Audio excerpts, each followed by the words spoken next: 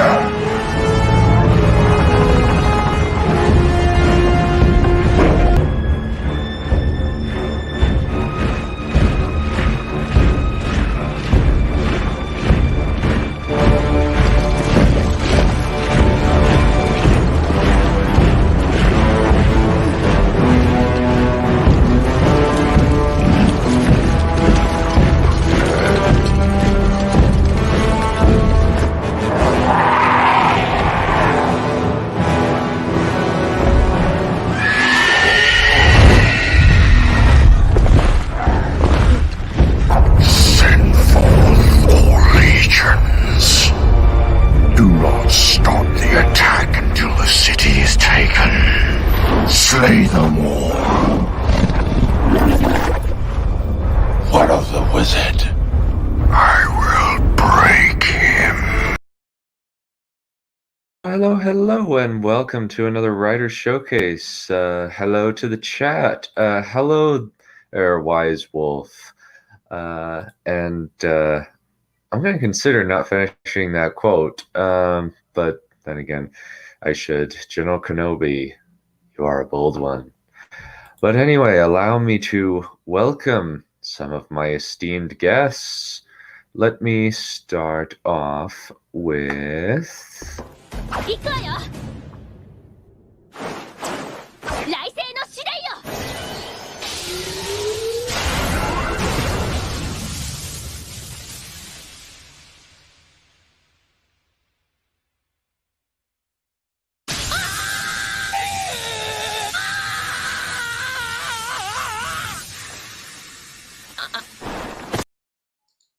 Is everyone ready to hear a fight? Because that's what I'm reading today. Oh, interesting. And please welcome...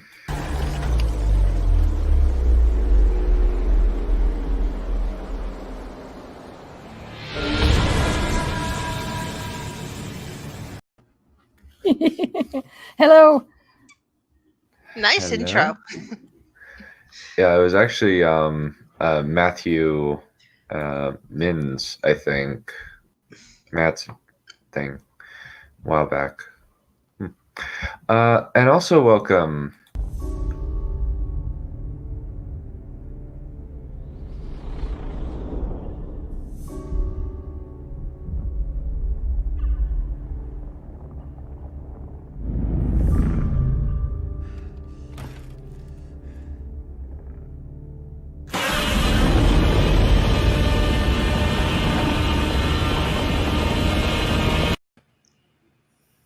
Drake.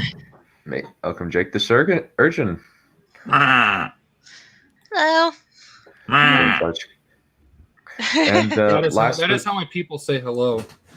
Oh, nice. And last but not least, please welcome...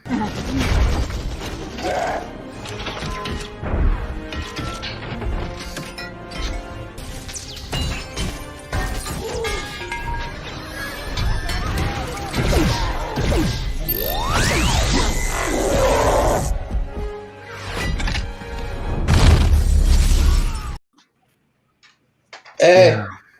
Yeah. So, welcome aboard. This is going to be fun. So, Drake, I believe that I gave you the first turn. Welcome, Charlie Calkins. If everybody in chat can say hi. Hi. Hi, guys. Hey. Hi. Hello there. Burf is here. Kenobi. Burf. Excellent. Hello, Bert. So he wanted me to read his stuff for him, including his intro, and I'll just do that second.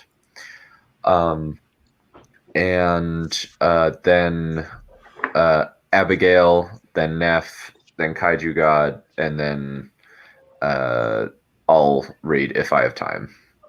Okay, that works for me. Yeah. Yep. I gotta And- go put something in the oven real quick. I will be right back. Okay. Okay, cool. And welcome, new face, Vojtek Fisia. I believe I hope that I have pronounced that correctly. I don't think I can pronounce that either. Yeah.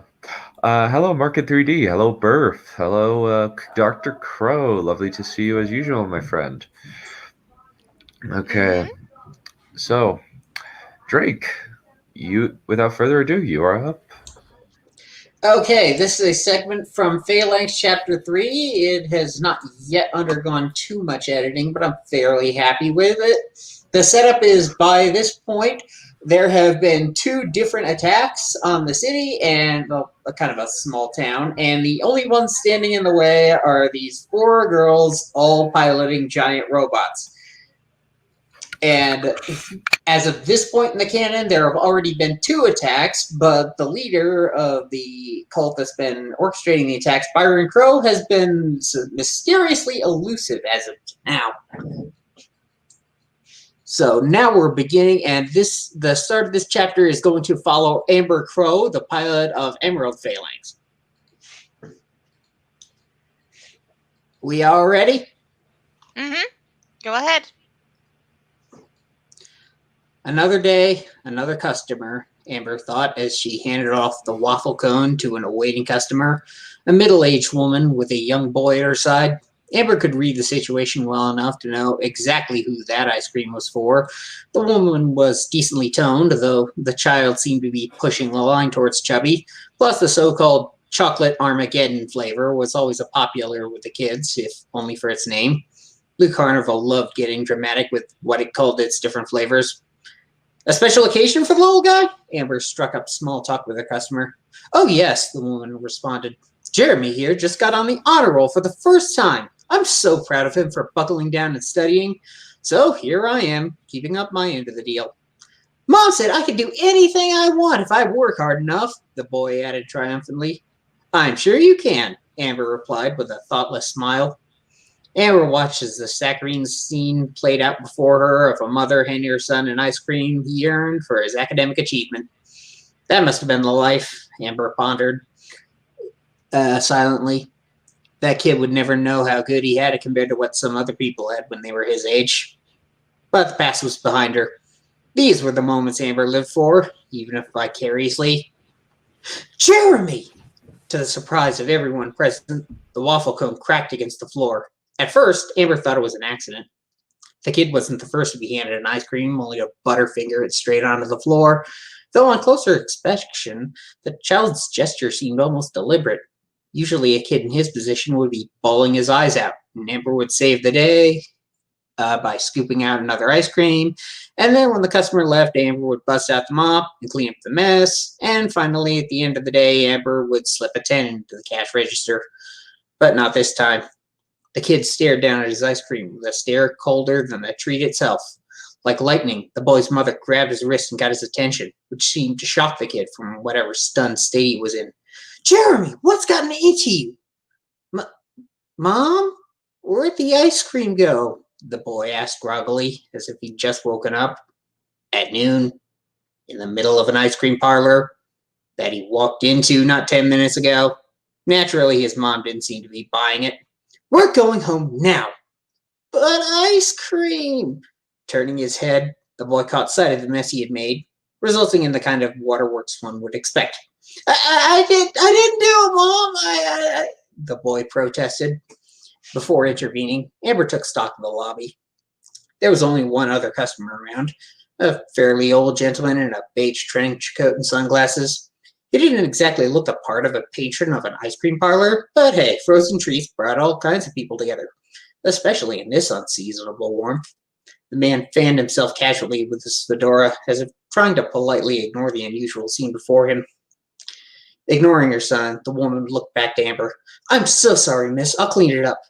Still, at the end of the day, a customer was basically a rent payer, and so Amber chose to speed up the scenario so as not to waste her next patron's time.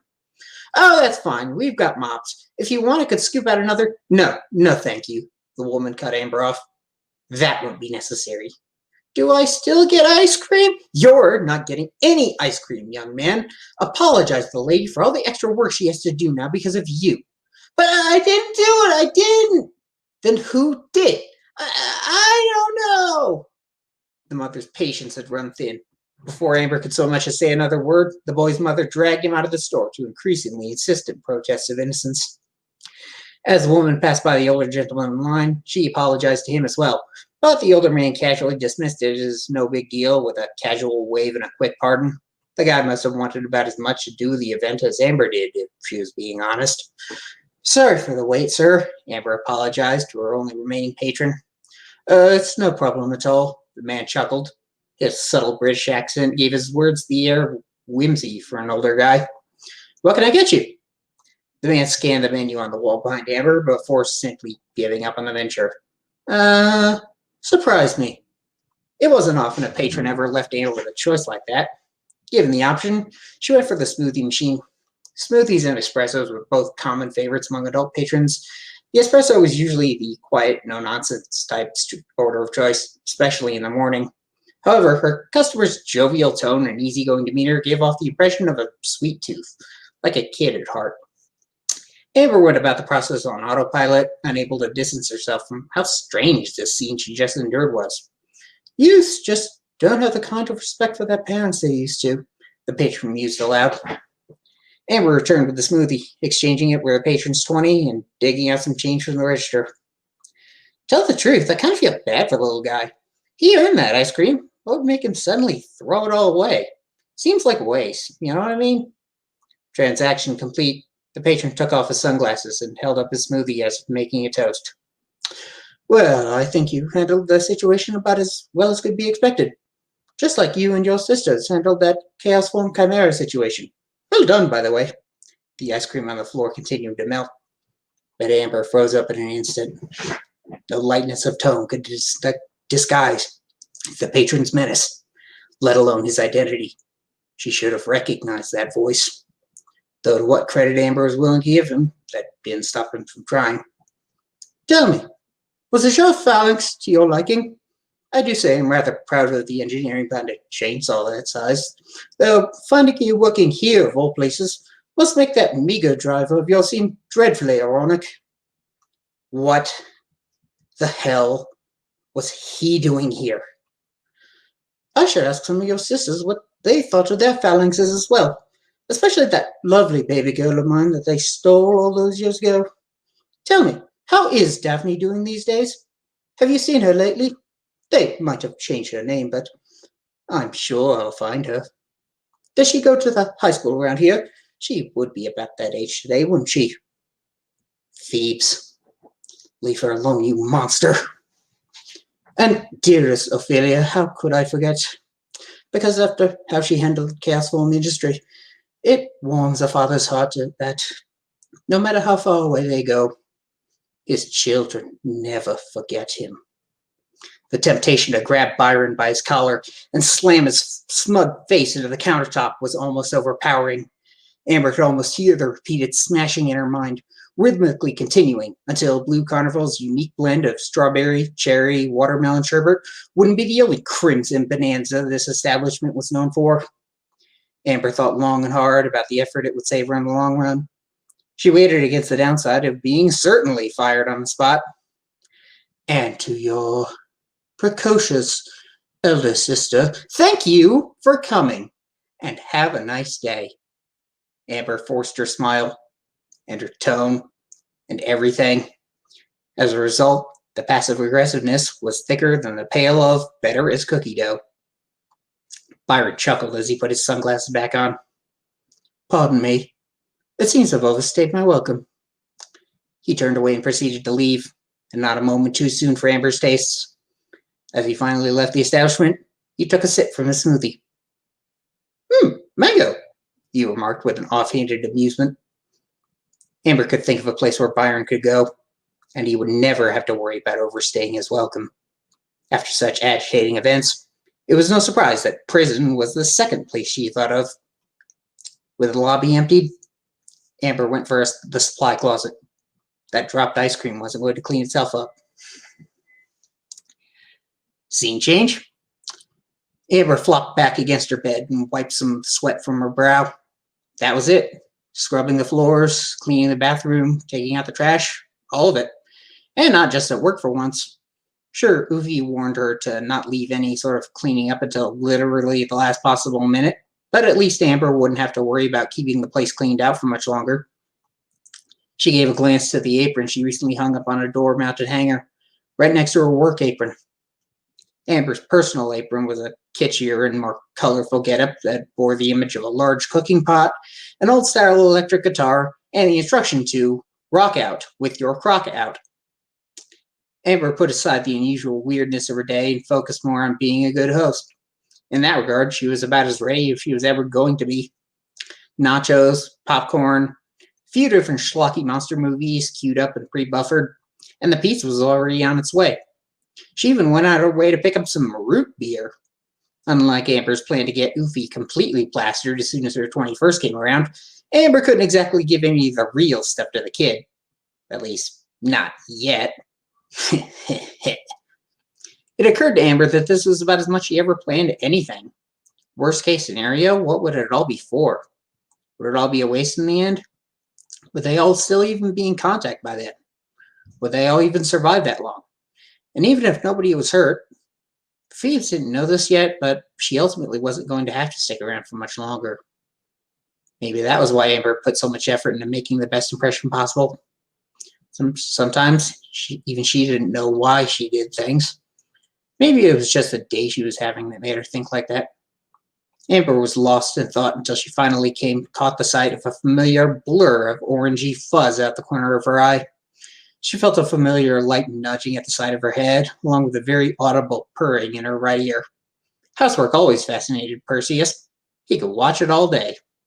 Amber teased the animal back by rubbing a sweaty hand down his back, something between petting and wiping the sweat off. Perseus responded by shaking dry, sending fur flying into the evening sunbeams. Or at least it looked like evening. It was always a toss-up at this time of year. It wouldn't have been unusual to have taken a blizzard by now, but the 50-degree weather wasn't that odd either, though Amber didn't regard it as unwelcome. The sun used to be down well before Amber got out of work some days, but they were starting to get longer. It was basically spring already, but soon it would be summer proper. No wonder Perseus seemed to be an exploding ball of fluff lately. "Are you going to behave yourself for our guest?" Amber scratched Perseus behind the ears. In response, he flopped over next to her and rolled belly up in the sun, as if to mimic his pet human. "Don't care. It's belly rub time." Amber spoke for the cat in a high octave. Amber obliged what might have been Perseus's orders if he could speak. "You're even lazier than I am, you know that?" "I'm a high achiever. It's a gift." "Well, I guess one of us has to be." And that's the segment.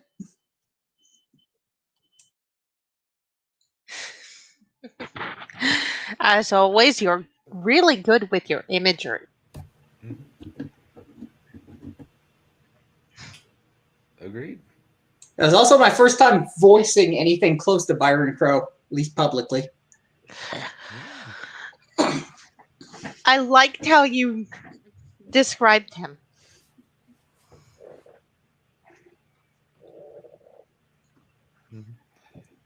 Also, it's kind of like he's very much a what is it?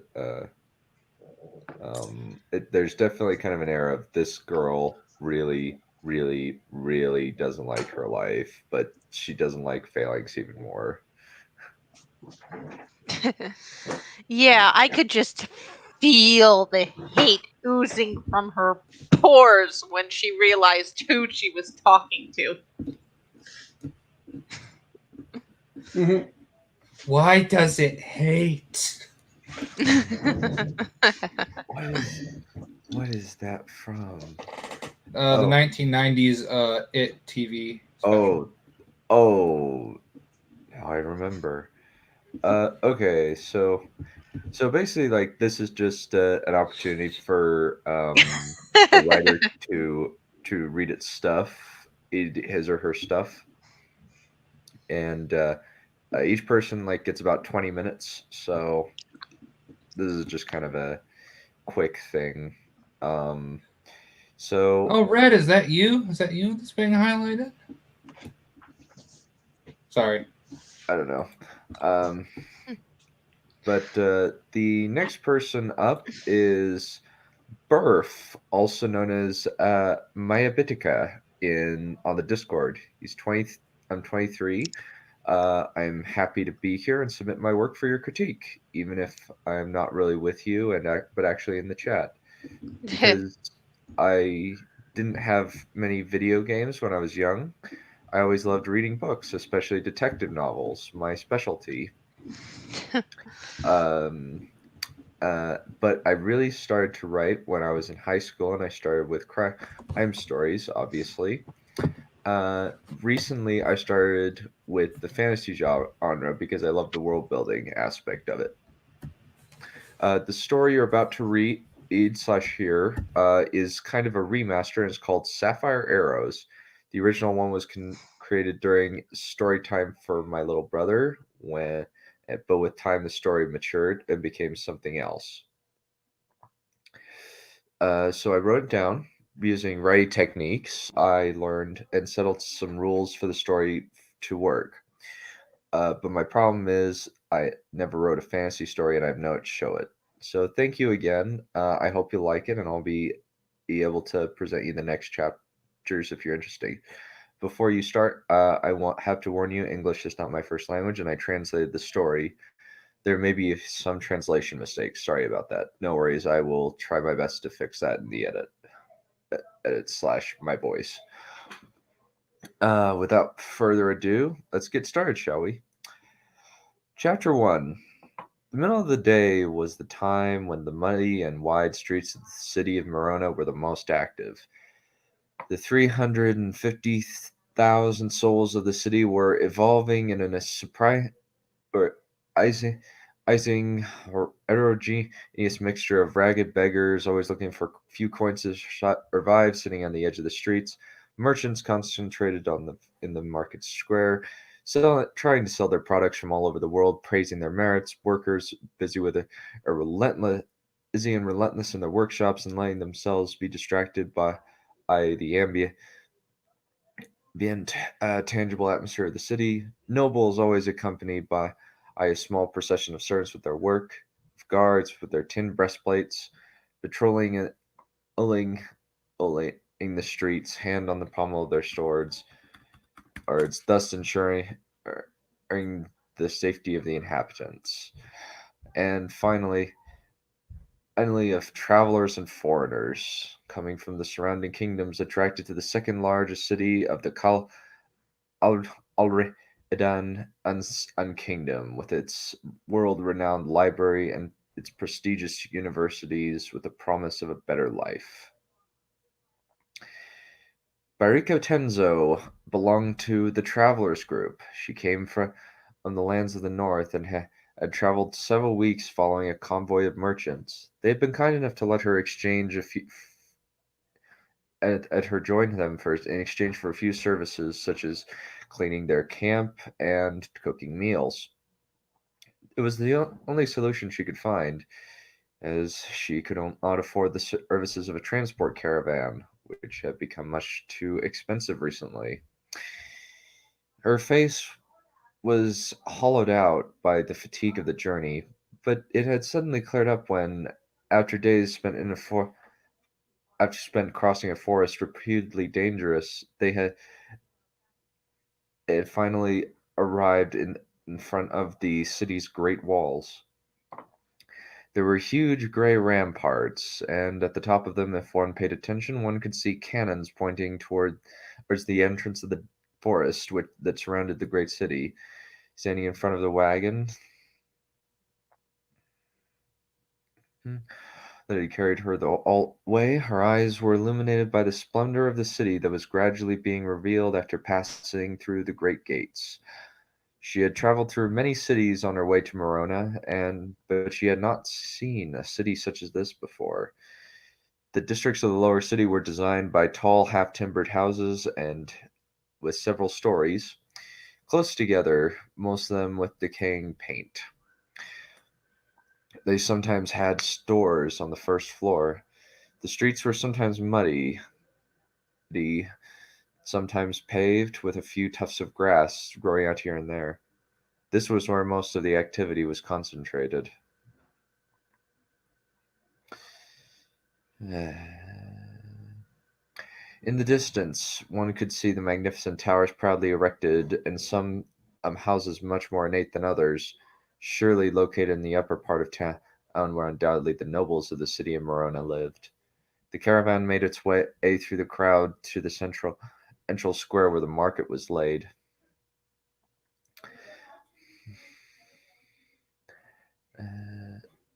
The Ika took advantage of this moment to admire the variety of people who approached quite close to the carts, trying to spot some interesting items. She was surprised by the diversity of people living in the city. The man sitting next to her, holding the reins of his horse, noticed her passenger's astonishment and did not fail to notify her. "It's beautiful, isn't it, Morona? This is a town," he exclaimed. "Is this really the first time you've been here?" "Oh, yes," she said cheerfully. I've heard of this city before, but didn't think it would look like this." Um, if you travel more, you would see that the continent is full of cities as spectacular as this one." After several minutes of maneuvering through the streets of the town, the convoy finally reached the market, a large square in the center where the other caravans had already made their mark. Carts were stopped, their occupants set foot on the ground, and without delay they began to settle down. Parika, caught up in the general movement, helped the merchants unload their goods and set up their stalls. However, she could not fully concentrate on her task because she was so distracted by the atmosphere and the people from all over the continent crisscrossing the market. "Morona is quite confusing sometimes," one of the merchants told her, "when you're not used to it. Seeing so many strangers in one place." In fact, the Morona market had the privilege of being able to concentrate all the populations of the continent in one place. Because of the law of the kingdoms, which obliged people to wear only the colors of their country of origin, the Morona market had the particularity of the Festival of Colors. Dark-skinned men from the desert regions of Dahara, with tops on their heads wrapped in a yellow cloth, would unload passages of from their humpbacked creatures. Women from the kingdom of Helrina in the west, recognizable by their scarves and dresses bathed in shades of red, were furiously negotiating prices of their goods. The itinerant booksellers coming from Shan in the east were dressed in tunics and jackets in brown and beige, displayed on their stalls their various acquisitions made during their travels, and the merchants newly arrived from Al-Karham in the north, all dressed in blue, were already talking to potential customers while setting up their business. All these beautiful people blended perfectly with the Chaldean natives, recognizable by their green clothes, and who are making their way through the crowded market. One of the merchants in the convoy continued on her way. "It must have been a year since I stepped foot here. I don't think I remember, but I don't remember being here with so many travelers." "It's normal," one of her colleagues remarked. Added one of her colleagues. "Recently, they added the University of Magic Learning, and as a result, a lot of little magicians have made the trip here." "A University of Magic?" she replied, frightened. Arika suddenly began to pay attention to the conversation while getting off the cart of a pile of animal furs. "Ah, It's quite the blow to attract the monsters, if you ask me, continued one of them. These vicious beasts are excited by witchcraft. But they explained there was no chance that the monsters could detect it. One of them replied that even if they felt it, they could never get through the walls. I half believe their stories, but it's all to put people to sleep. The young girl was lowering boxes from the wagon while listening to the chat. He wasn't wrong. The forest they had crossed to reach Morona had a bad reputation. In the past, many hunters had been lost tracking their prey and only been found months later, horribly mutilated, unrecognizable. Some nights she could hear chimeras roaring throughout the town. Several explorers that had helped trace the safest routes and maps through this forest recorded the existence of ghouls, cursed spirits, and wargs in several places. Parika was aware the monsters were all over the continent, and just knowing that she was surrounded by them did not make her happy, but she obviously had no intention of walking in the woods. Once the loading was unfinished, the man who had carried her the whole trip and the other merchants thanked her warmly for her precious help and pleasant company. She thanked them in return, but for without them she would have taken several months to reach her destination. Regretting ending her even before she left, she was even offered to stay and be a part of the group. This would be a golden opportunity for her. She would have had the chance to discover other places just as beautiful as Morona, but she had to decline the offer. She had been given instructions. She had come to Morona and had to stay here until, even if she didn't want to get into trouble. With her bag containing her belongings and a cape on her back, she moved away from the market to another part of the city, to the workers' district. She didn't know anyone in the big city. When she had left Valkarim, she had been given just a small personal letter to give to Lieutenant Clarissa. She had been told that in this town she might be able to help her. The weather was beginning to change. Clouds were gathering in the sky and were already hiding the sun.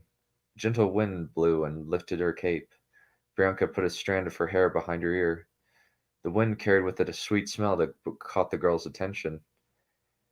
It came from a shop where a pastry cook came out holding from which a pastry cook came out holding a garnished tray, the contents of which he placed on the table in front of his shop. Priyanka approached him to admire the cakes. Her eyes sparkled with envy and excitement. At the sight of them. She nearly drooled. She had never seen so many pastries in one place. She wanted to buy all of them, but she quickly became disillusioned when she realized she didn't have enough money, and that she would bitterly regret it if she let her addiction get the best of her. You should try the specialty of the shop, miss, the stuffed donuts, the pastry chef said, presenting her with a donut as big as a fist. All she wanted to do was bite it off, but she had to refuse the offer, very, very disappointed, and left in a hurry before committing a very hefty mistake. Parika had reached the workers' district after asking for directions several times. This district was separated from the rest of the city by the river that runs through it. In order to reach it, it was necessary to cross a stone bridge that the pedestrian shared with the carts carrying various supplies. The district was distinguished by its particular activity. It was like a second city comprised only of ants, concentrated on their sole task. It was here that most of the shops in the market and the city had their workshops. The shops served only as showcases where much of their work was done in this part of the city.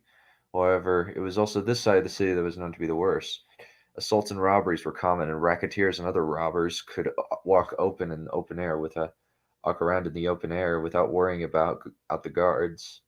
If one was not a regular visitor, extremely suspicious, or well accompanied by guards, one could easily find oneself in an alley, naked, with one's head in the mud. Perica had understood this when she had set foot in the street. The girl had noticed that as soon as she entered the district, 3 men in front of whom she had passed and who had whistled at her had followed her. She tried to outrun them by ushering and passing between barrel carriers and messengers, but they were tough. They were dogged in their pursuit and did not seem to want to let her go. Her blue dress didn't really help her hide. When the opportunity presented itself, she suddenly turned into a narrow, dark street in the last attempt to disappear from sight. She stood there for a few minutes, her back against the wall, hidden by wooden crates and patiently waiting for her breath to return to normal. The pursuers seemed to have lost sight of her, and that was a very good thing. The most important thing for her was to avoid getting noticed, which she had managed so far, thankfully. And if it wasn't three raptor, and it wasn't 3 raptors that were going to spoil everything. No sooner had she recovered from this race than 2 other men, who had been watching her from the moment she turned, approached her. They were a little taller than her, and one of them had a fox's face with a mischievous look engraved on it. A smile, exposed yellowed teeth. But more importantly, they were armed, and therefore more dangerous than those she had met. "Hey there, kid. Out for the walk?" one of the lads said to her, while moving forward more and more. "Or else you're lost. That's it. No, no." He had blocked Perica against the wall and put his hands against and to abort any attempt to escape. A feeling of growing discomfort had set in. What do you want from me?" She managed to articulate from what looked like an abandoned smile. At least she hoped it did. "If you rob me, you'll be very disappointed. I don't have anything." The second man who'd stand behind, sneered, then replied, "You're imagining things, darling. We're just here to help. You're a stranger, ain't you? You have a little accent, but you speak our language well. We can give you as much money as you want. Be Ob, uh, and what should I do?" she asked. A hand came up to her face and grabbed her by the chin. "You're kind of cute, you know," he said, noting the thin features of her face. You just have to have a good time with our clients. Nothing hard. Pimps." Prica sighed at this end of the deal. She knew that there was only one way to get out of this, and it was the idea that scared her. She wanted to talk to them, and hopefully she could talk some sense into them and get them to back off. "I'm sorry, I can't go with you. People often tell me that I'm quite bad company.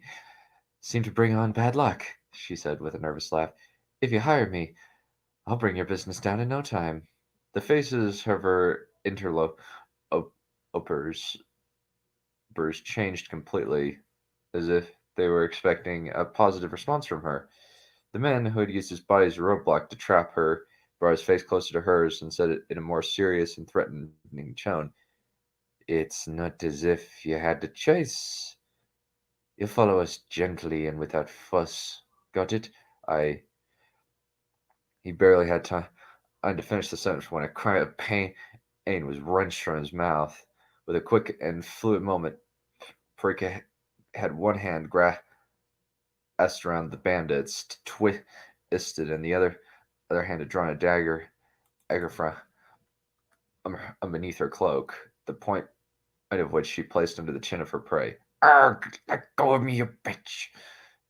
At those words, she released her grip before putting her hand behind the neck of the assailant and, without hesitation, hit the man's head against the wall behind her with a single swift movement. A muffled sound spread through the air as he collapsed to the ground. The second, taken by surprise, eyes tried to draw his sword, but Parika, in a brief second, had already bridged the distance between them, preventing him from grabbing his weapon. He wanted to fight back and put it away, but he knows far too late that his back was against the opposite wall, and the girl had pointed a dagger at his belly. Frozen, he trembled like a leaf. Move, and I'll spill your guts on the floor, she said in a more serious tone. He began sweating profusely. He had no idea it could happen like that, probably. Probably they had dealt with belligerent and rebellious girls before, but not to this extent. Put your toy away, kid. You might hurt something with it, he said, clearly trying to reassure himself. You wouldn't dare do it. You bet, she automatically responded. How much is your life and your mates and your mate's worth? The intonation from the voice and ice of the girl they had trapped had changed. She was very different from the other girls they had met. He could see it when he looked into the girl's eyes. Those eyes betrayed the composure of a real killing machine. He could see himself dying there, bleeding to death, and at times he swore that he could see them light up. Under the pressure, he gave up. The traveler made sure to check his destiny.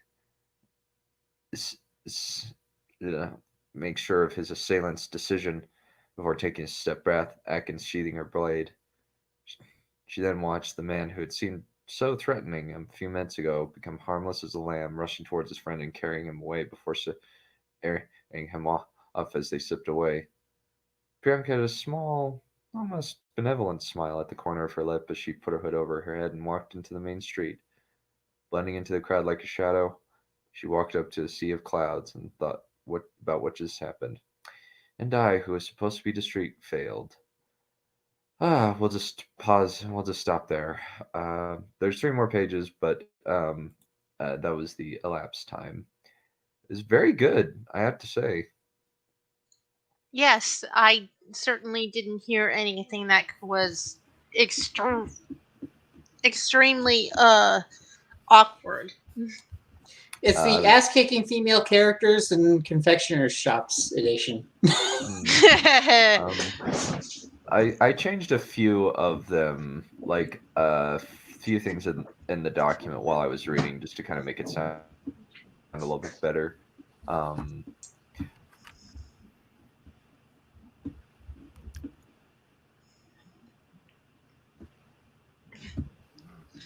So is it my turn then? My turn? Don, have you died? Done? Well, he's died. I called dibs. Okay, that was kind of that kind of threw me for a loop initially. Damn it! I can't take control of your channel now. Fuck. Ha. Well, what can you do? But yeah, I really like how the prose style work. I think that Parika is a good character. I like the sense of world building that you give. I'm interested to see what you do with the story. Am I coming through okay? Yeah, you are. Oh, I okay. certainly liked the world building. That's one of my favorite things about writing. But yeah. So, whose turn is it? Is it mine? I believe that it is. Yes, I believe it is your turn. Yes. Okay. So, yeah, this is the boss battle. It's a few days after they find the changes made to 3 Minotaurs instead of 1. Well, no. There were 2 originally, and now there are 3. So, I've seen this hentai before. no. Not hentai. I wouldn't read it if it was hentai. Yeah, this is more Tai-hen than hentai. Japanese humor. Silica It's hugged weeb humor. Yeah, it is. Silica hugged Pina's neck tightly as she gazed up at the doors to the boss room in the labyrinth a few days later.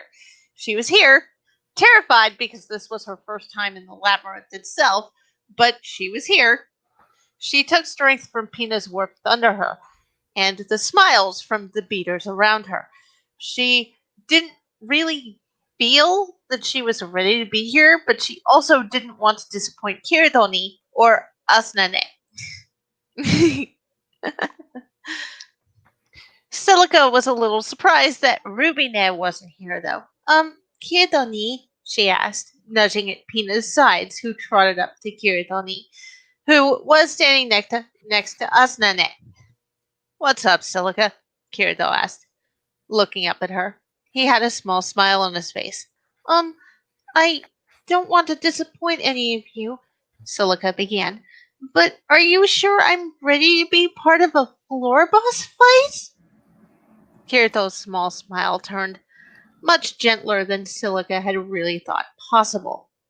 While it's not good to be overconfident, Silica, he said, reaching up to stroke Pina's nose, you need to give yourself more credit. You tamed a mob that was not supposed to be tameable, so have a little more faith in yourself. Okay, Silica agreed. And have faith that the rest of the beaters will keep you safe, Kirito finished. Rest of? Silica wondered. Wait, is he? She blinked. He's including me in their number? If that wasn't a vote of confidence, Silica could not say what was. Well, you certainly know how to make me feel better, Kiridonita. A blush got through his normally stoic expression. You remind me of my little sister, he replied, turning away.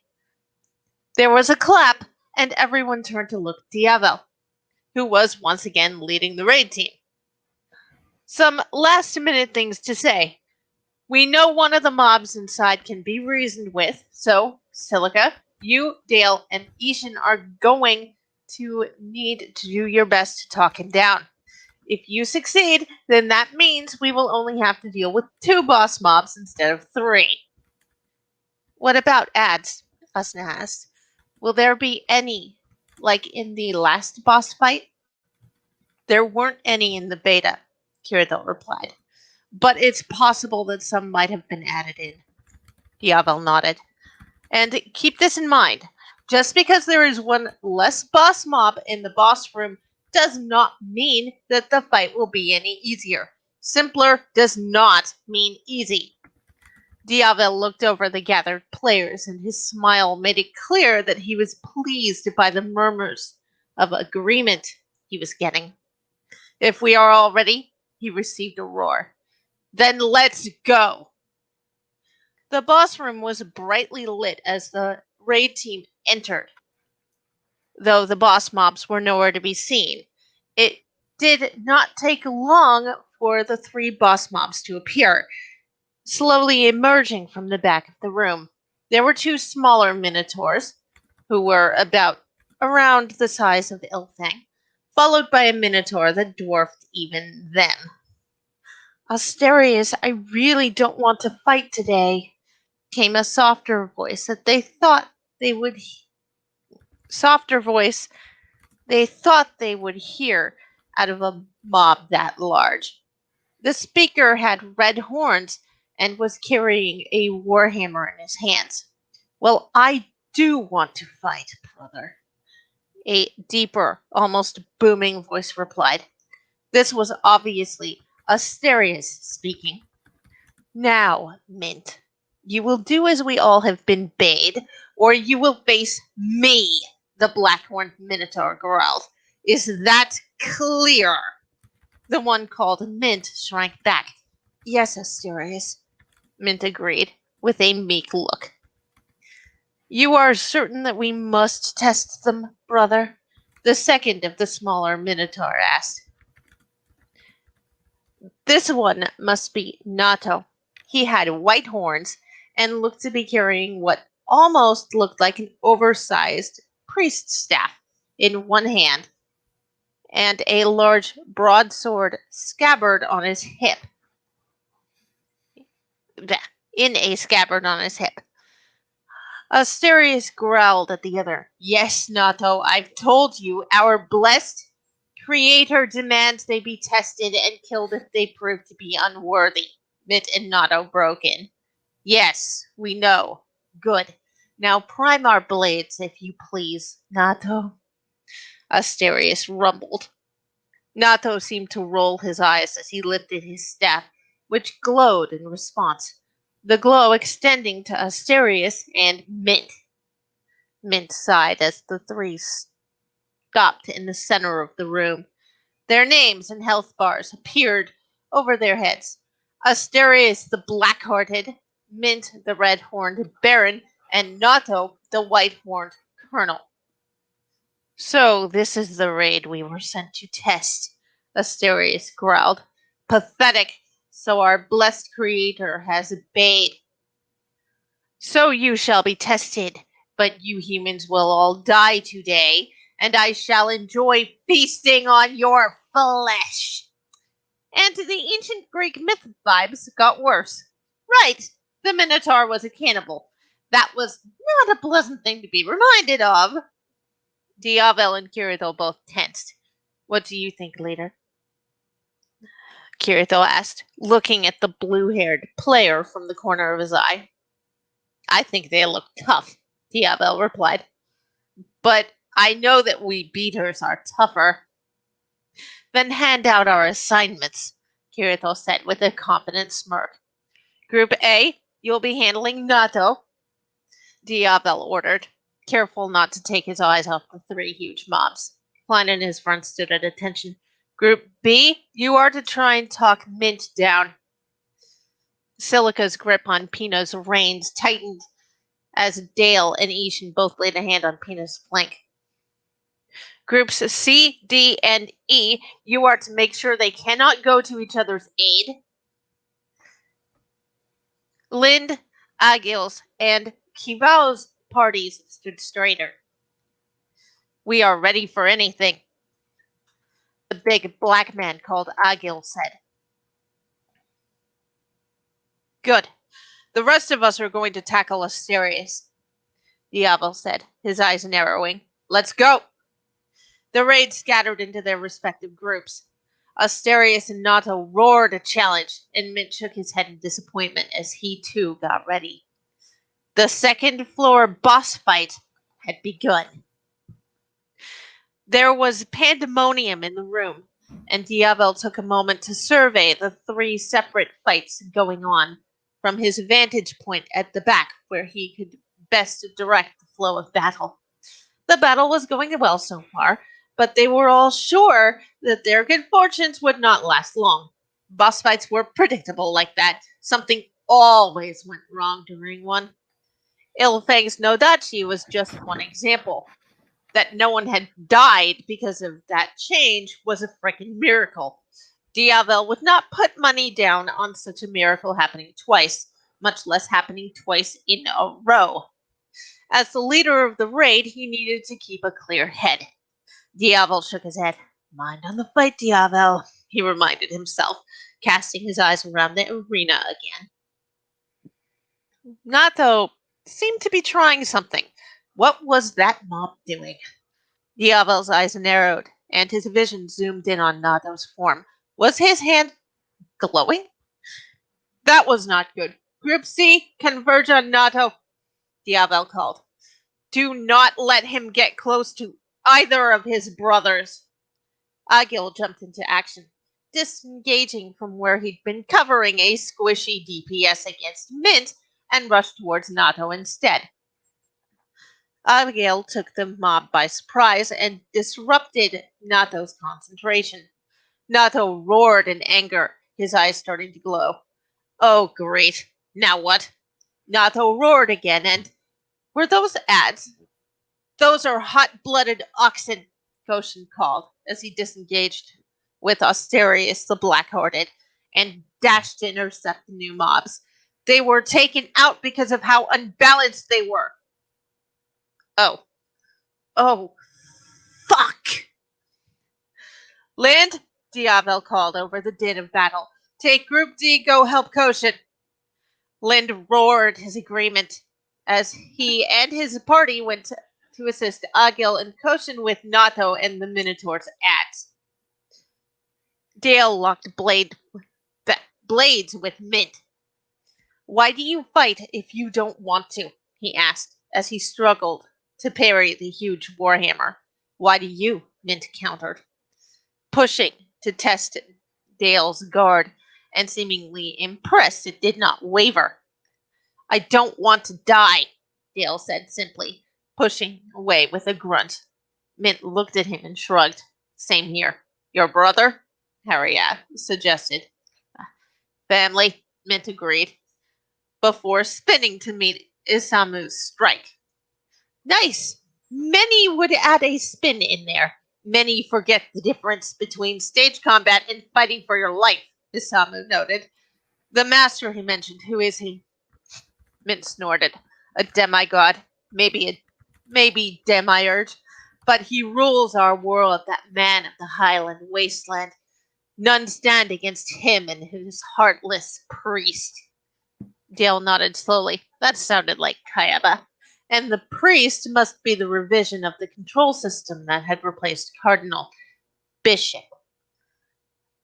Then he caught Harry's gaze, and his friend gestured. Dale nodded. Two at once. Impressive. Does the dragon and her lady have something as well? Mint chuckled.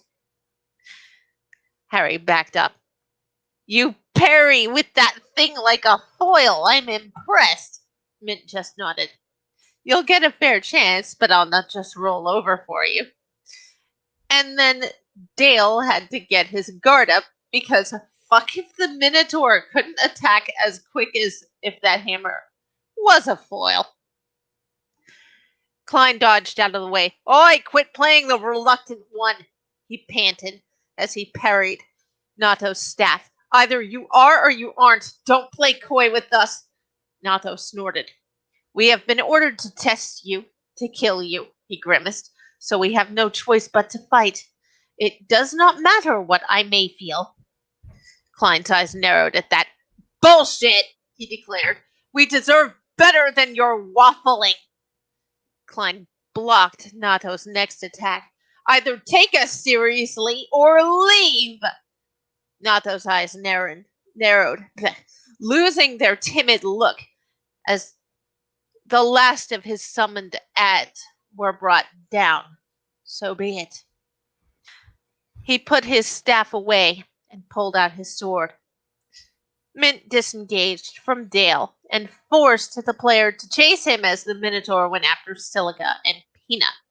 Pina gave a cry as she lunged into the air to dodge, Silica hanging on tightly with her legs as she met Mint's warhammer with her short sword. Why do you serve? She implored the mob. Do you truly need to follow your brother when he's forcing you to fight when you don't want to? Silica forced tears to appear, though it was not all that hard. All we want to do is to go home. Is that so wrong? She met Mint's eyes fearlessly. Mint grunted. Let's see. Not there yet. Why are you trying to stop us when it's obvious that you want no part in this fight? Silica finished her plea. Kirito caught Asterius' enormous sword on his anneal blade with a grunt and struggled to parry the heavy blade. Asna, he called. Asna flashed by him under the sword and thrust a rapier into Asterius' legs. Was that supposed to hurt? Asterius the Black-Hearted asked in a snarl, speaking for the first time outside the fight's opening animation. His voice was deeper and darker now. There is no way you can win. He attacked with a sweep of his blade. Asuna dodged the attack nimbly as she retreated. What do you think, Kirito-sensei? She asked as Kirito fell into step next to her, and their group got out of the way of Asterius' attack. Is this fight harder than the one from the beta? I don't know about harder, per se, Kirito replied. looking back at Asterios. This fight is more fun, but I can't say if it's harder just yet. Nato, the white-horned colonel, pulled out his short sword, a wicked-looking, thin, slightly curved blade, and attacked. Isama tried to dodge and almost made it, the tip of Nato's blade nicking his shoulder. He felt his avatar slow down by a significant amount. Isama looked up as Nato came in for another attack and actually managed to dodge the short sword this time. God, I hate the Dark Souls playstyle, he complained as Klein and Harry 1 stepped in to block the sword. Bastard! Isama grumbled as his armed sword bit into Nato's leg and he made his retreat. You worthless humans, Nato growled as he pushed against Klein's blade. As if we would let a stupid, mindless minotaur beat us. Best us, Harry retorted. Nato roared in renewed rage, calling in more ads for Klein, Harry, and Isamu to deal with as he headed for one of the dead mobs that, for some unexplained reason,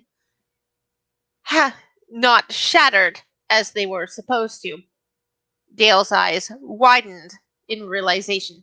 Guys, I think he can use the dead ones to restore his mana or something. I'll admit, Asterius said, after they'd made another pass at him. This is impressive. The Master has gifted me with a unique awareness. I know exactly where all of you are, exactly when you're coming at me, and yet, through teamwork and grit, you have hit me more than I have hit you. So how do you plan to win? Diavel said. Asterius smiled, and then the bastard pointed to his health bar.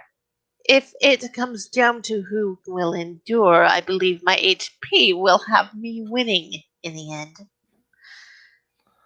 And then he charged at Diavel, who only avoided the blow with a wild dive. The one upside was that the post-attack animation for such blows included the boss's hammer getting stuck in what it hit instead. Oh, great, the raid leader moaned, standing up. The bastard's gone meta. Asna, Kirithel began. Yes, she agreed, as they began another run at Asterius back before he could free his weapon and turn around. This is hard and not fun. And that's the end of the segment.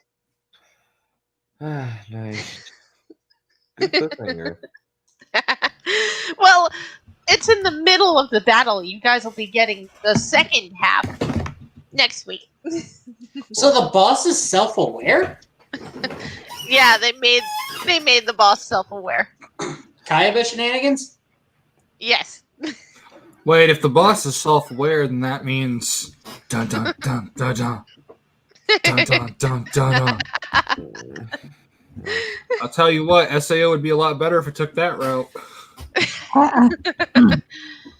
Well, this is one of the boss fights that we don't get to see. We get to see the first boss fight, and we get to see the 74th, 75th, and a duel with the last one. This is the second floor. Yeah, isn't the last boss fight that horrible centipede skeleton monstrosity? Well, that's 75, I think. Yeah, that's 75. The last one is Kayaba himself. Oh, okay. I thought the 75 was the one where Kirito activates his bullshit dual-wielding powers. No, that's 74 where he first shows off. Okay. Yeah, they skipped just enough to give people room to put stuff in the gaps in SAO without changing too much. Yeah. I'm not saying that's what you did, just there's room to write stuff. Yeah, there's a lot of room to write stuff. From the second episode to the third episode, that's about 6 months. Yeah, that's a 6-month time skip. So it's I watched it through once, so I forgot exactly how long and when the time skips were. Yeah. I choose to interpret they all died in SAO. Or no, all of them died except Kirito, and the rest of the series is just taking place in his broken mind. Huh. That would subvert the fuck out of my expectations. And as we all know, subverting expectations is automatically good. We should forgive Game of Thrones.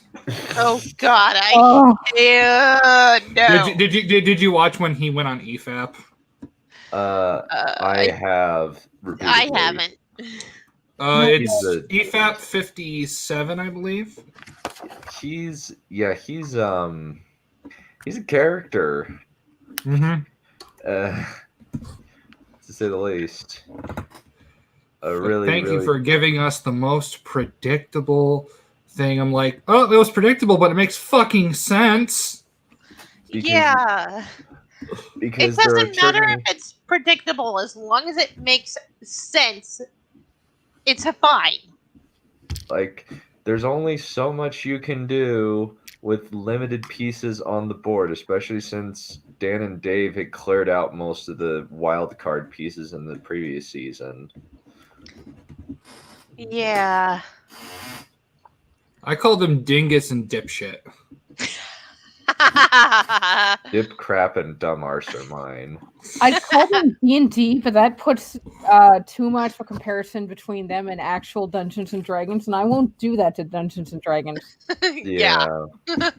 Yeah. It's kind of weird that like unlike Star Wars where it's like a split down the middle, Game of Thrones is like a 90-10 end split in terms of like people thinking it's bad versus delusional people thinking that it was good. Yeah.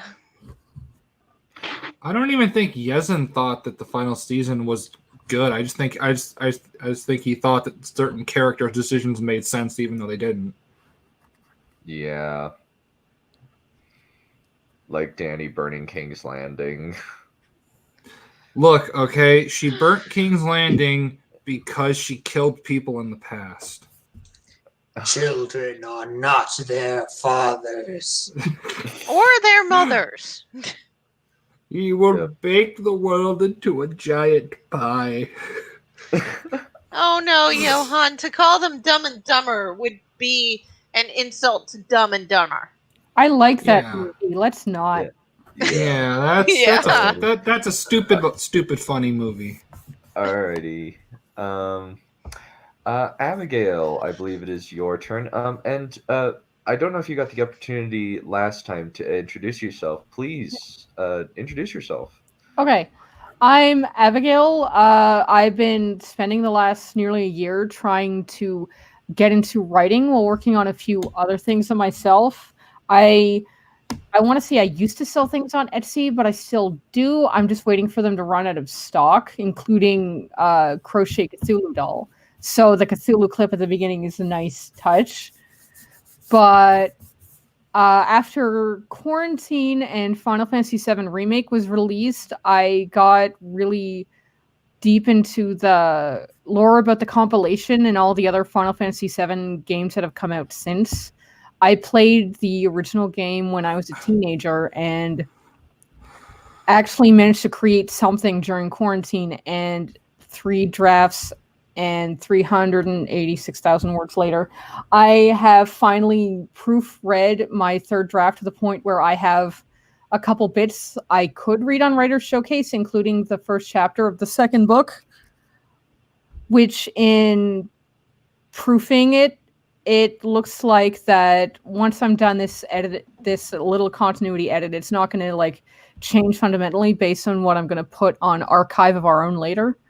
And the reason I picked chapter 1 of book 2 instead of book 1 was because this is the first scene I wrote when I started all of this on May 5th of this year. And in terms of how it's arranged in the timeline, like maybe I kind of ramble a bit in places, especially when I'm trying to exposit the whole setting and the context of where everyone is in.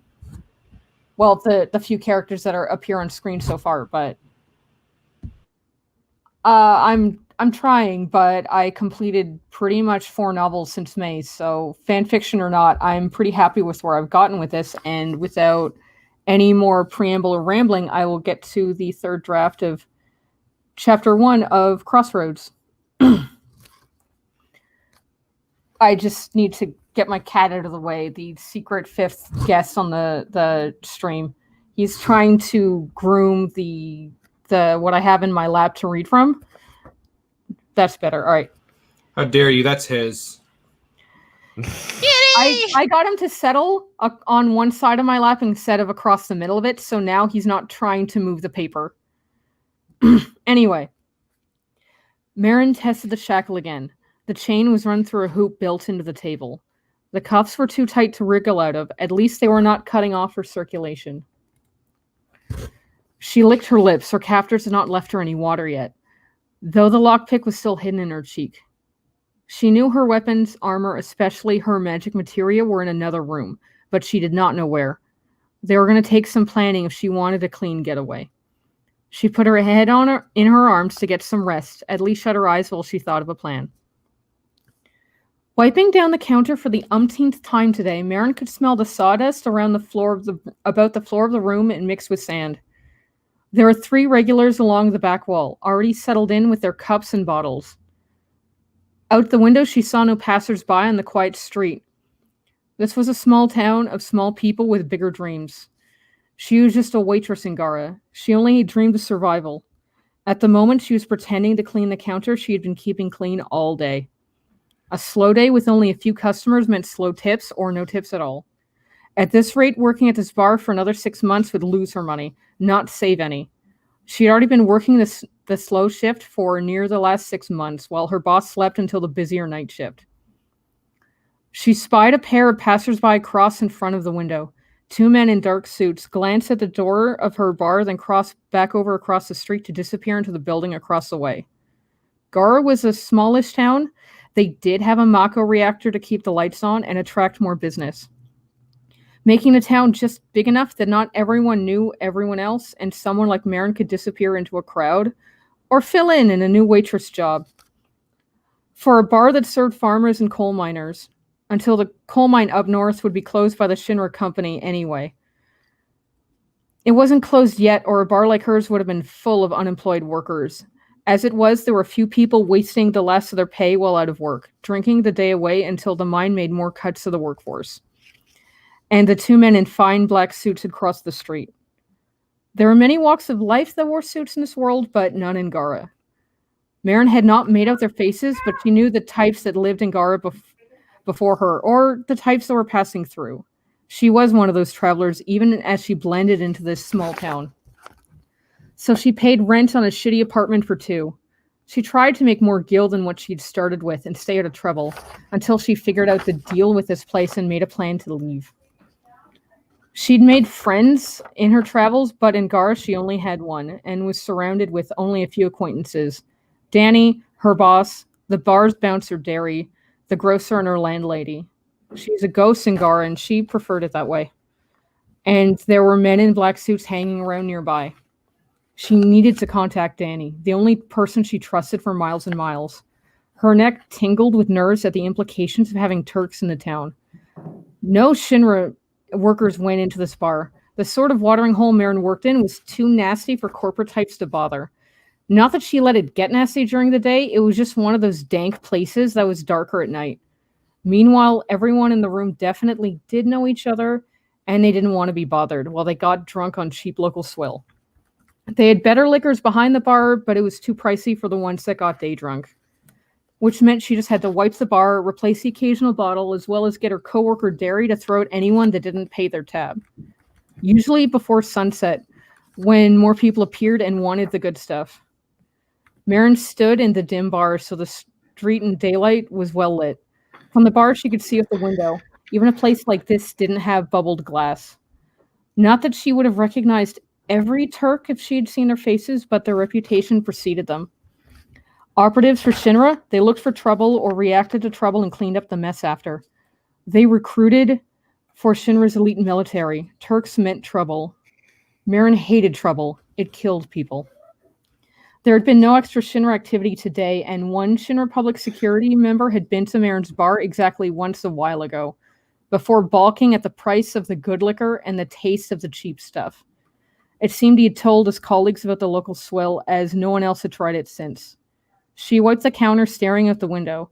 From the back of the bar, the Turks had not noticed her noticing them. So cogs turned in her head. They were either looking for trouble or prepared to clean up after something.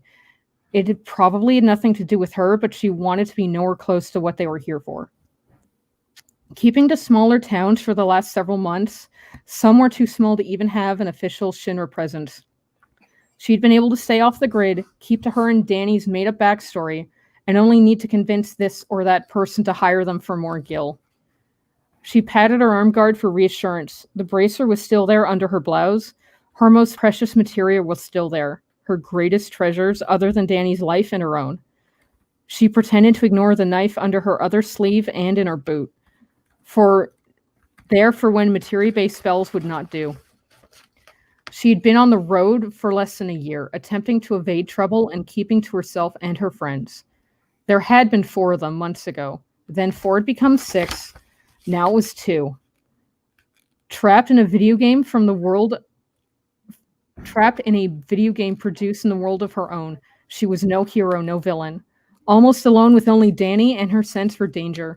A dwindling supply of spending gil, some materia, and recently a motorcycle.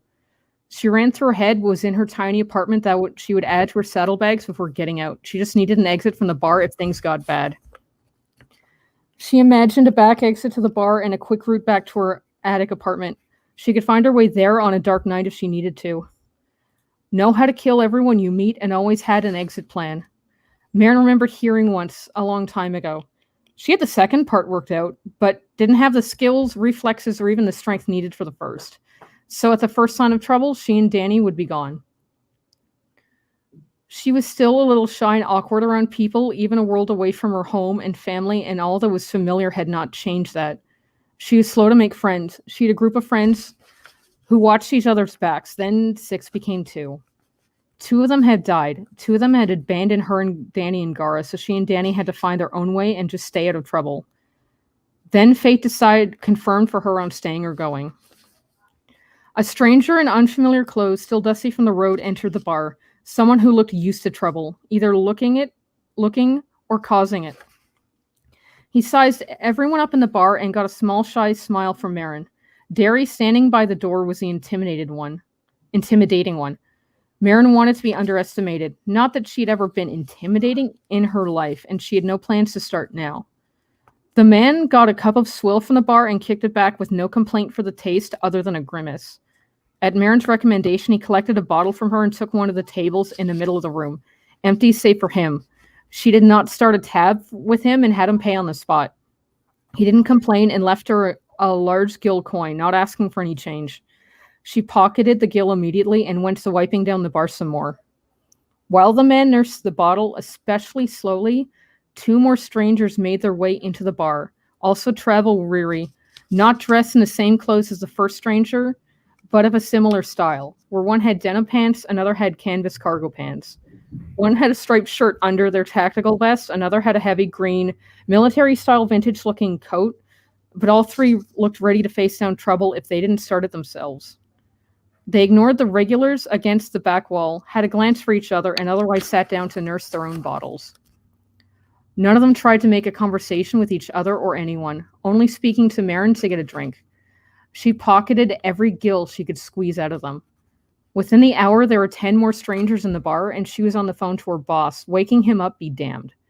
She enticed him downstairs for the tip money, claiming that all these customers would have too many orders for her to be able to handle in the day shift. The man grumped downstairs, but was eager to take the tips for himself. Marin used the opportunity to go on lunch, to get out of the building, out the back door, and whatever was planned by the people inside. Her boss was greedy. He did not pay her enough for her to stay in town. He patted her lower back on the way down. Derry saw it and said nothing to the minor harassment. Until that pat, she had felt bad for abandoning the 2 men to whatever those strangers and or the Turks had planned that day. Out the back door was the smelly dumpster and a place for her boss to sit on breaks and smoke like a chimney when it was too stuffy to smoke inside. There was another one of those strangers at the end of the alley, a woman. She appeared to just be waiting for someone while she kept the back door at the edge of her vision. Marin had another shy smile for them as she passed the other woman by. She thought, "Don't mind me, I just work here," as she slipped them by. Whoever they were watching the back entrance to the bar and disregarded Marin as any sort of threat.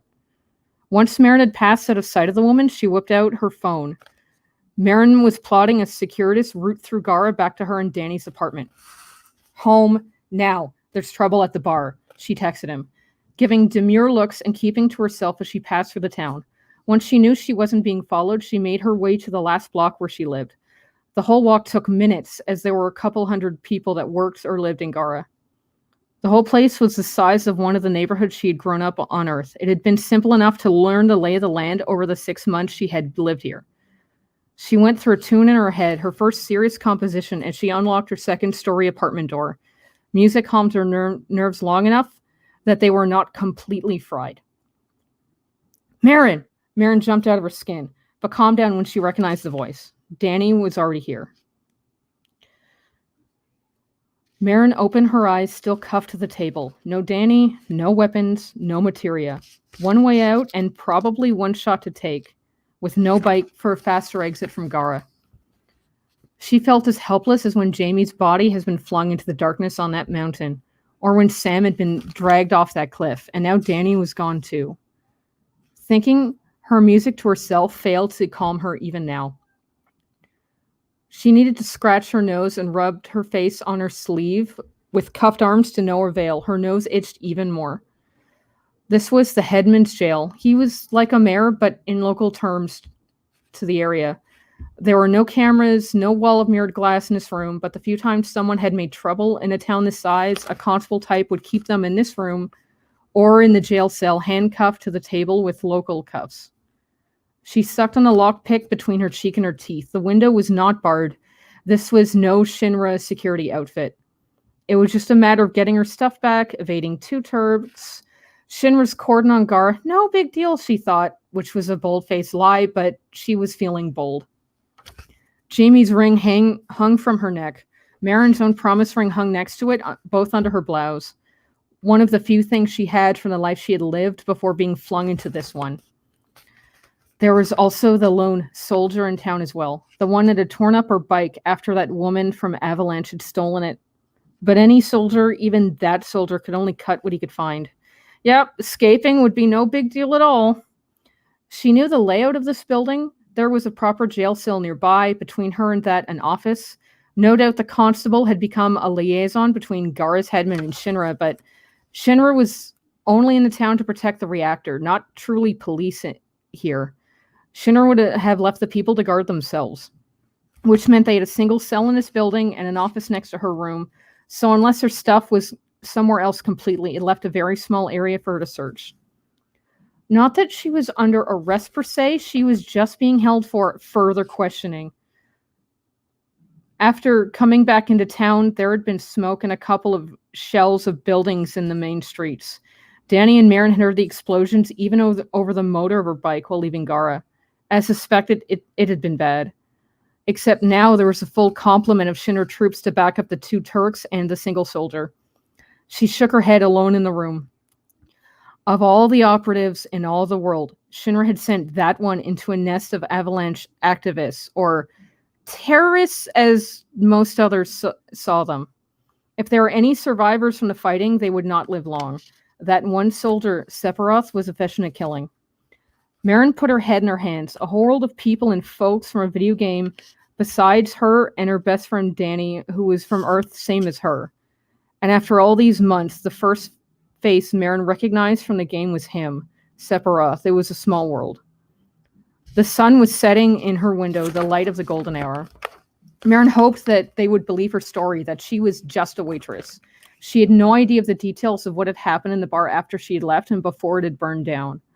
The crux of her alibi was if her boss was alive to confirm her identity, depending on who had survived the bar after she had run. She put her head in her arms to finish her escape plan.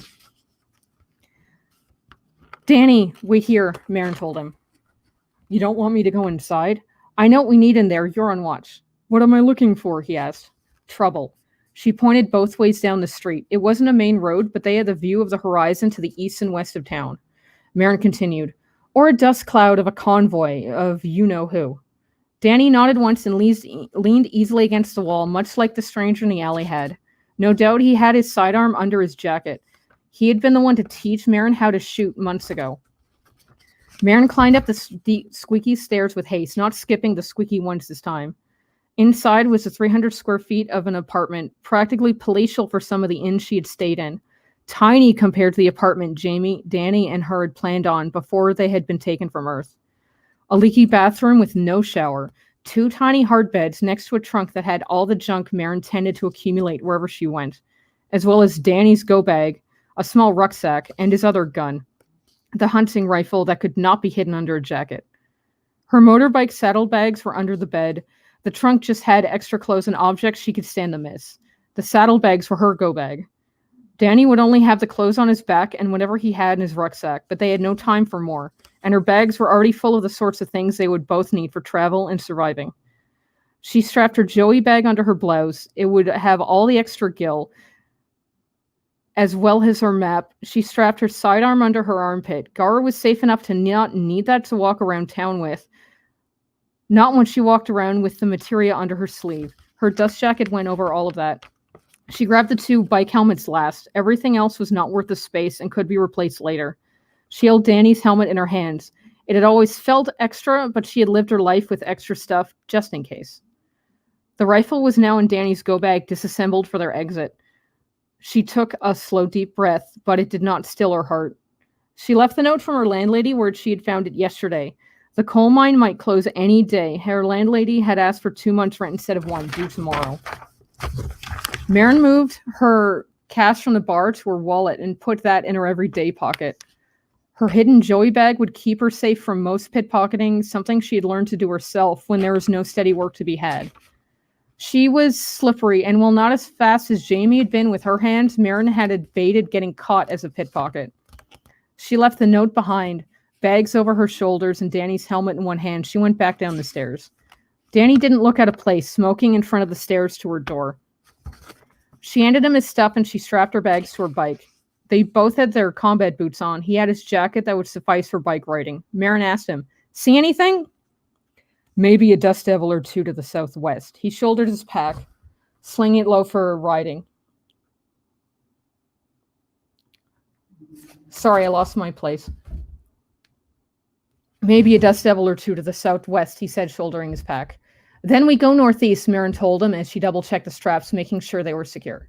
Her landlady had yet to appear. The woman was nosy at the most awkward times, and Marin wanted to be gone before the woman delayed them with questions.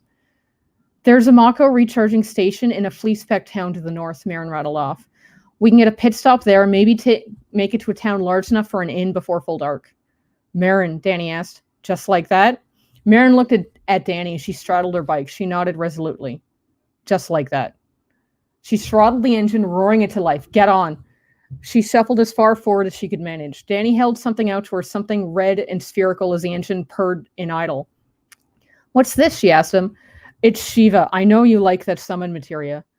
Marin pulled up her sleeve and swapped out something for the summon materia, slipping the extra yellow materia into her Joey bag.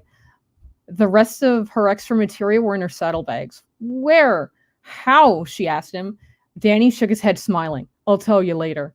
Their time in this world spent working and running, fighting too in their case, had shaped them both to squeeze a little easier onto the bike. A small blessing after what they had been through. He climbed on the bike behind Marin and wrapped his arms around her upper chest, since he couldn't fit them around her waist. He did not complain for how uncomfortable it was to sit on the bike, straddle the bags while keeping his feet in a position to sit on the bike but not push Marin's own feet off where they needed to go. She pushed off the ground with the bike and jumped forward down the street to the east. And just like that, they abandoned the place they had called home for the last 6 months. End of chapter 1. Very, very nice. Good. That was great. How long was that? about 20? No, word count. 3,500 words. Wow. Not bad. Cool. I've been kind of scared about sharing this with anyone ever. Sometimes when I think about feedback, it starts giving me writer's block. Writer's block is the big gay. I have that a lot. Oh, yeah. Writer's block is the worst. There was a week or two here or there where I had to convince myself that I was never going to share this story with anyone so I could keep writing, even though since the beginning of June, it's been my plan to put the final draft of this on Archive of Our Own. Yeah, just don't think about it. That's hard. I think in tangents very quickly and can very quickly jump to, while writing, thinking about, what would they think about this bit of dialogue or that bit of dialogue? Yeah. It can be... It's hard before you ever post anything, but I've found with the more that I write and the more that I post, the easier and easier it gets. Yeah. That's the thing, Charles. I'm just responding to his comment that it's easier for me to write fan fiction than it is original stuff, because the original stuff I have nothing to lean on. Whereas there's so many wikis and people and opinions I can lean on for writing fan fiction and just not give an F about what people think about it and just write. Like this draft is 386,000 words and I can go pretty quickly in a day, but it's harder when I get stuck and don't have like, a 20,000 page wiki. I can like, oh, how does this work? How does that work? It's like I'm interpreting the materia system in a video game for a series of novels, but if there's like some term or something I need to look up, there's a wiki for that. Original stuff will come. If you write enough fan fiction, eventually you'll start getting ideas of your own about things that you want to bounce around, and then you won't have to worry about consulting the wiki. You will be the wiki. Oh, yes. And actually what I'm thinking about, when we were talking, when we got on that tangent of, when we got on that tangent of talking about dragon riders and how they're normally used in fiction, I kind of decided I might do it as an SAO fanfic with as a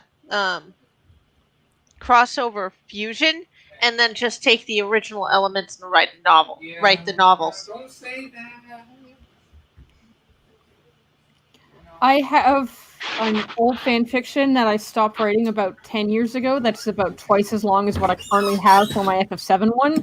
But there's a couple of MacGuffins from that I'm definitely reinterpreting as a MacGuffin for my original novel. Just change enough that it's not going to be recognizable as what it was. Mm-hmm. And it's also an old fan fiction that I never published on the internet, so it's like I'm stealing from my own work that no one else has ever seen before. So yeah. That makes it That's easier. Basically what I'm doing. The Chaos forms from Phalanx were used to be the Chaos cards in a Cardcaptor Sakura fan fiction. So you're in good company there. Yeah. And sometimes I get frustrated with writer's block. The thing that has helped me that I actually got from Stephen King's On Writing, which honestly is the only book of his I've ever read, was just depending on the weather, I go for a walk 5, 10, 20 minutes and then come back and manage to have enough of a separation from the writing that I actually think of an idea of what to write next, usually. And if the weather's bad or it's cold out, I'll have a long hot bath instead. That tip I got from Adam Savage of taking long baths. Nice. Just get relaxed and don't think about anything and just think about something else. And then the right idea will float in my head because I'm relaxed and not, I'm stuck. Yeah, some days I have the chapter all plotted out, but I have no idea how to actually start it, so I just let it sit for a bit. Yeah. I'm too tall for my bathtub. Yeah, I wish I had a longer bathtub too.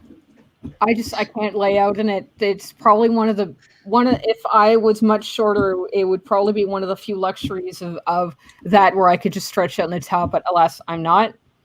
But yeah. This is why I'm a shower master race. Yeah. Yeah, I just wish my shower were a bit bigger, because then I'd probably do that more often too. And I think after writer's block is what I've been calling blank page-itis, where I open a new file and start a new project, and I kind of just stare at the blank page and go, "Oh no!" Oh, I hate that feeling. Yeah. Oh wow, Wise Wolf, you're a tall guy. Wow. Yeah. Dang. 6'3". Ha ha! Fool! I'm 6'5". Oh wow. That's so tall, it's hard to get under a shower head. I feel for you guys. And I'm 5'6". Yay me! 6 foot even. 6 foot even. I'm 5'7". I'm 5'9" as a woman, so I find there's a lot of times where I don't need a step ladder, especially at work, and I can fit under the shower head. So it feels like an average guy height is pretty luxurious when everything is sized for around my arm length and height. Loompa, loompa, loompa, goof. But yeah, Hey, that's offensive to orange people. All right, The Chinese. I believe it is your turn, Kaiju God. You have 15 minutes to read your stuff. Well, I think it's a short one by comparison. Alrighty. Anywho's, it's the second chapter for the last week's one, right? Okay.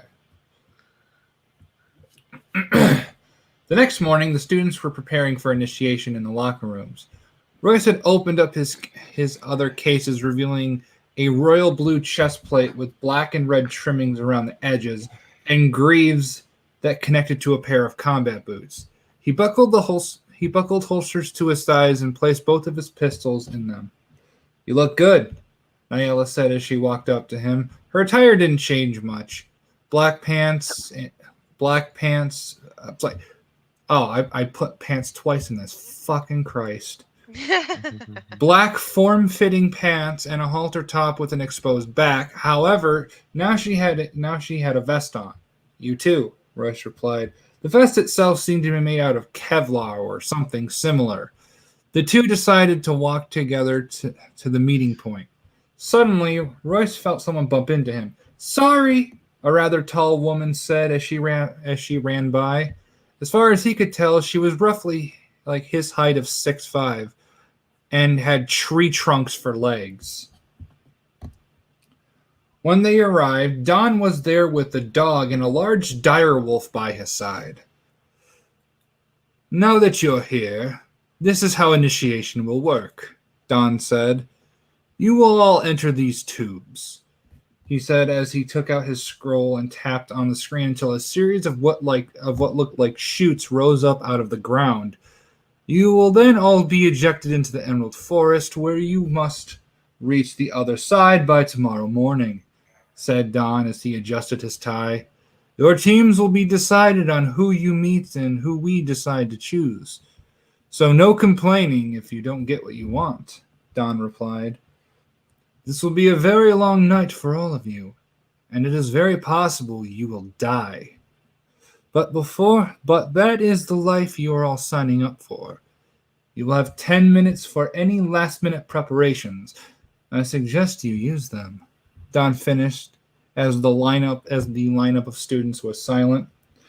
Royce and Nyla both went over their supplies until Royce realized that one of his pistols was taken. "Fuck! No, no, no, no," he said as he began to hastily look around. Nyla helped, but they couldn't find it. They spent the entire prep time looking for the pistol, but still couldn't find it. "Shit!" Royce growled, kicking the ground. Nyla sighed. "I'm sorry," she said, putting a hand on his shoulder. "It's not your fault," he said with a very spiteful tone. Not towards Nyella, but more towards himself. Reaching into her bag, Nyella handed Royce some blue dust crystals. Here, she said. Royce looked at her a bit confused and took them. You sure? It's my fault I lost it. There was a tinge of guilt and embarrassment. It's fine, Royce. I have plenty. Nyella gave her warm smile. Before he could respond, a buzzer sounded off. Time's up. I hope your preparations proved helpful. You'll need it. Despite his mask covering all of his face, everyone there could feel a smirk grow over the headmaster's face. Both Nyella and Royce entered tubes next to each other. As Royce entered, he saw the woman who bumped into him, and in her teal shorts was his other pistol. You fucking thieving bitch! Royce shouted as he pointed to the thief. But before he could see her reaction, he felt a stiff kick knock him down the tube. As he felt himself being pulled down by the... Oh, fuck. God damn it, my stupid fucking spelling. By the suction of the tube, he saw the woman from the airship with a small but noticeable smile. So, that's how it's going to be, huh? Royce said in an emotionless tone that scared him, though he didn't know why. The students began to pick up speed in the tubes until they were shot out of a cliffside over the forest. As he soared through the air, Royce scrambled, desperately trying to think of a landing strategy. Nyella, on the other hand, waited until the last few seconds before hitting the ground. Until the last few seconds before letting out a loud roar. The shockwaves were so strong they slowed her descent enough to allow her for a relatively safe landing. Royce, on the other hand, was crashing through the canopy. Tree branches cut his face until he felt something crash into his chest plate. It was a thick branch that cracked the minute he smashed into it. Instinctively, he grabbed onto it, driving bits of broken wood into his hands. Fighting through the pain, Royce shimmied over to the trunk and wrapped his legs around it before pulling himself onto it and slowly climbing down. When he reached the bottom, he began pulling bits of wood from his hand. They were bigger than he'd expected. Some were even the size of pencils. When he was done, his hands were red with blood. Closing his eyes, Royce concentrated and activated his aura. As the blue field covered his body, the cuts on his face began to heal, and most of the wounds on his hands closed. After it was done, he gave his hands a few squeezes. It still hurt, and there would be scars left over, but they were good enough. Drawing his pistol, he began heading towards Nyella's direction.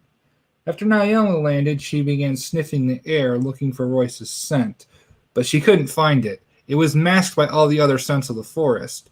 But something more pungent and sickening began to take over her senses. The smell of death and fear filled the air as her cat ears stood on end and swiveled around like satellite dishes until they found a noise creeping behind her. Turning around, she saw several pairs of burning red eyes coming closer. Nyella growled and readied her claws, letting out a challenging roar as the Grim came closer. And that is the end. Very short. Dang, that was very short. Nice. Did you get inspiration from Ruby? No, yes. Basically, what I'm doing is I'm looking at the world and saying, yes, I can do better because I'm not retarded. Wait, which Ruby were you talking about? RWBY. Yeah. Oh, that flash thing from Rooster Teeth. Yeah, that one with Okay. this. I'm thinking about just gutting so much of the stupid lore and shit out of it. Like, no gods, no magic, no maidens, no fucking retarded reincarnations. No gods, only men? What? Just quoting a video game. Oh. No gods, only men. No gods, only men and furries. Yeah, Bioshock. But yeah. it was a short I like one. it. Alrighty. That was very nice. Yes. Definitely some good tension. I like the noir feel that you seem to be going for. Yeah. The noir. I'm not Are you going for going any to- noir. I'm actually not going for any noir feel. Are you still going for the transforming weapons, or are you going to leave that too? Yeah. That was the first chapter. There was a transforming weapon. Ah, okay. So It's, yeah, because I the have- transforming weapons are, I think, the best thing about Ruby. Probably, but even then, they've gotten kind of shitty. Like, I'm sorry, Clover's weapon is retarded. It's a fucking fishing line. Yeah, I prefer all Ellen's of is better. I prefer all the stuff from the first 2 volumes, personally. Yeah. I got some interesting ones. They don't turn into anything, but they're very interesting. At least I think they're interesting. But that's till next time. Yep. Alrighty. Sounds like a plan. Mm-hmm. Alrighty. Well, I have my little chat with Mr. King Emperor Penguin in a few minutes, so I'm going to have to cut this short. It was awesome having you all on. You all gave really good readings today. I'm very impressed. Thank you. Thank you. Thank you. Thanks. Okay. Well, now is that time for everybody to say...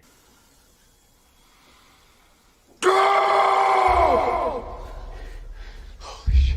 Okay, we're going. Bye, guys.